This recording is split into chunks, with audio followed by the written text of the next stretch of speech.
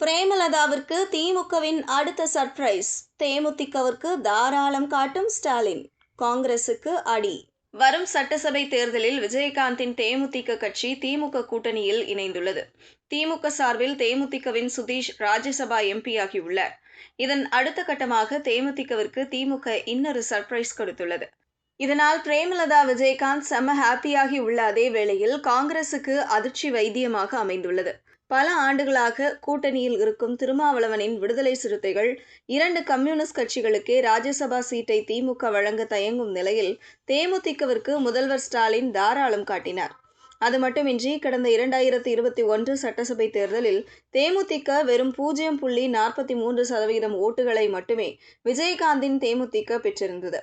ஆனால் முதல்வர் ஸ்டாலின் தேமுதிகவிற்கு முக்கியத்துவம் கொடுத்து ராஜ்யசபா சீட் வழங்கினார்.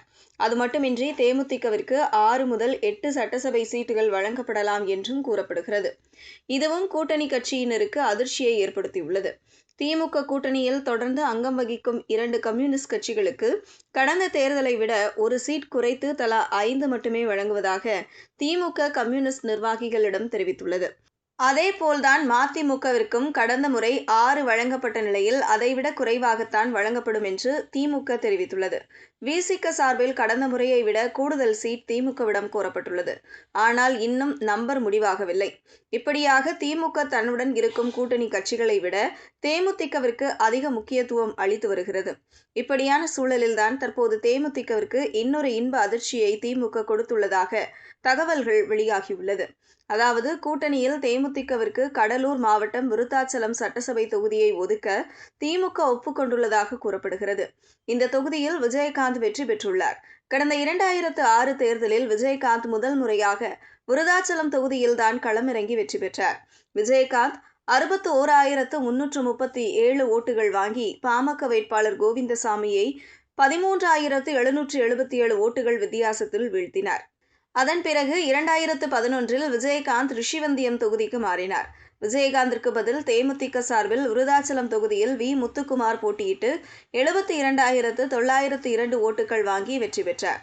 அவரை எதிர்த்த காங்கிரஸ் வேட்பாளர் நீதிராஜன் 59,261 வாக்குகள் மட்டுமே பெற்று 13,641 ஓட்டுகள் வித்தியாசத்தில் தோல்வியடைந்தார். மீண்டும் வி. முத்துக்குமார் தேமுதிக சார்பில் போட்டியிட்ட நிலையில் வெறும் 18,563 வாக்குகள் மட்டுமே பெற்று 4வது இடம் சென்றார். அதே தேர்தலில் அதிமுகவின் கலைச்செல்வன் வெற்றி பெற்றார். அவர் பெற்ற ஓட்டுகள் 72,611 ஆகும். பிறகு 2021 சட்டசபை தேர்தலில் விஜயகாந்த் மனைவி பிரேமலதா விஜயகாந்த் விருத்தாச்சலம் தொகுதியில் போட்டியிட்டார். இந்த தேர்தலில் அவர் தோல்வியை சந்தித்தார். குறிப்பாக 3வது இடத்திற்கு பிரேமலதா விஜயகாந்த் தள்ளப்பட்டார். இந்த தேர்தலில் காங்கிரஸ் கட்சியின் வேட்பாளர் ராதாகிருஷ்ணன் வெற்றி பெற்றார். அவர் மொத்தம் 77,064 ஓட்டுகள் பெற்று வெற்றி பெற்றார். பாமக வேட்பாளர் கார்த்திகேயன் 76,202 வாக்குகள் வாங்கி 862 ஓட்டுகள் வித்தியாசத்தில் தோல்வியடைந்தார். இந்த தேர்தலில் பிரேமலதா 25,908 வாக்குகள் வாங்கி 3வது இடத்திற்கு தள்ளப்பட்டார். இந்த நிலையில்தான் தற்போது விருத்தாச்சலம் தொகுதி தேமுதிகவிற்கு வழங்க திமுக முடிவு செய்துள்ளது. இதனால் இந்த முறை பிரேமலதா விஜயகாந்த் இந்த தொகுதியில் களமிறங்க வாய்ப்புள்ளதாக தகவல்கள் வெளியாகியுள்ளது. இந்த தொகுதியை எடுத்துக்கொண்டால் வன்னியர்கள் ஓட்டுகள்தான் வெற்றியை நிர்ணயம் செய்யும். அதேபோல் காங்கிரஸ் திமுக கூட்டணியில்தான் உள்ளது. இதனால் எளிதாக வெற்றி பெறலாம் என்று பிரேமலதா கணக்கு போட்டு இந்த தொகுதியை திமுகவிடம் கேட்டு வாங்கியுள்ளதாக தகவல்கள் வெளியாகியுள்ளன. இது காங்கிரஸ் கட்சிக்கு பின்னடைவாக பார்க்கப்படுகிறது. காங்கிரஸ் தற்போது திமுக கூட்டணியில் உள்ளது. காங்கிரஸ் கட்சிக்கு 28 சட்டசபை தொகுதிகள் ஒதுக்கப்பட்டுள்ளது. அதில் தற்போது எம்எல்ஏக்களாக இருக்கும் சட்டசபை தொகுதிகளை காங்கிரஸ் கோரியுள்ளது.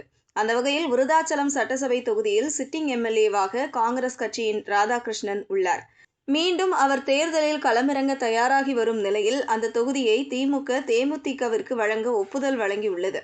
இது காங்கிரஸ் கட்சிக்கு பின்னடைவாக பார்க்கப்படுகிறது.